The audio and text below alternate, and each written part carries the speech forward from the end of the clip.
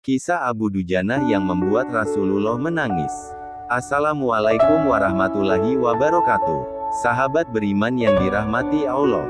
Pada zaman kenabian Rasulullah, ada salah seorang sahabat Rasulullah Shallallahu Alaihi Wasallam bernama Abu Dujanah, seorang sahabat yang ketika selesai sholat selalu langsung pulang dengan tidak membaca doa. Apa yang menyebabkan engkau berperilaku demikian wahai Abu Dujanah? Abu Dujanah selanjutnya menjawab, ini karena ada pohon kurma yang menjuntai di pekaranganku. Pohon ini bukan milikku, jadi aku buru-buru membersihkannya dan kurma itu aku serahkan kepada pemiliknya, yakni tetanggaku, dikenal sebagai seorang yang munafik.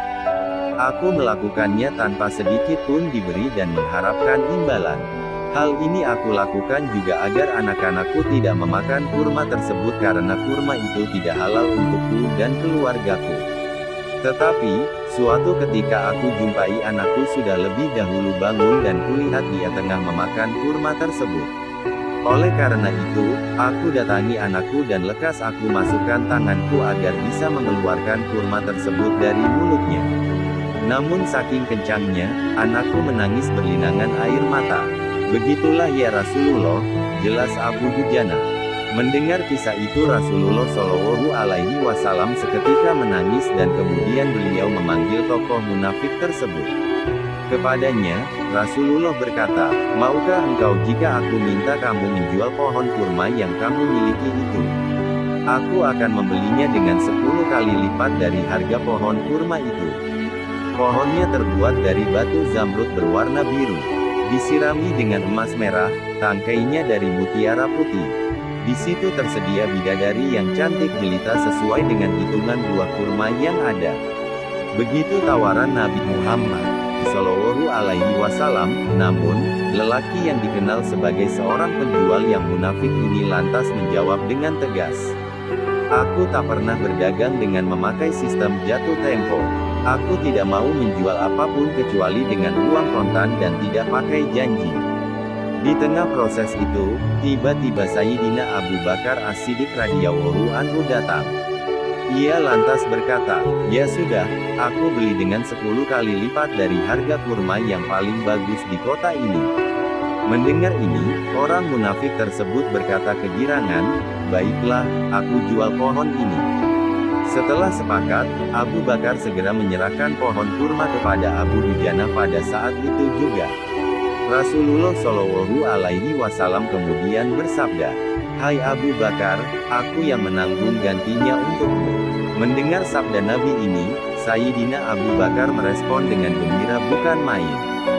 Begitu pula Abu Dujanah, si munafik berlalu, berjalan mendatangi istrinya. Lalu mengisahkan kisah yang baru saja terjadi pada hari itu. Aku telah mendapat untung banyak hari ini. Aku mendapat 10 pohon kurma yang lebih bagus. Padahal kurma yang aku jual itu tidaklah berpindah dan masih tetap di pekarangan rumahku. Aku tetap yang akan memakannya lebih dahulu lalu buah-buahnya pun tidak akan pernah aku berikan kepada tetangga kita itu sedikit pun. Pada malam harinya, saat si munafik tidur terjadi peristiwa yang tak diduga. Pohon kurma yang berada di pekarangan rumah si munafik itu tiba-tiba berpindah posisi.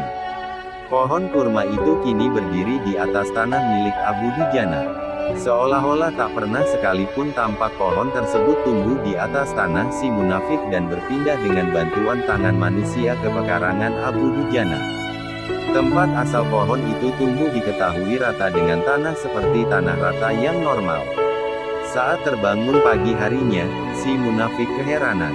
Kisah ini dapat dijadikan sebagai pelajaran bagi kita, yakni betapa hati-hatinya sahabat Rasulullah, Abu Dujanah, menjaga diri dan keluarganya dari makanan yang haram.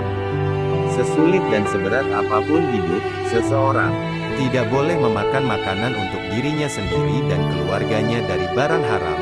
Semoga dengan mengambil hikmah dari kisah tersebut semakin menambah keimanan dan ketakwaan kita kepada Allah Subhanahu wa Ta'ala. Amin. Wallahu a'lam.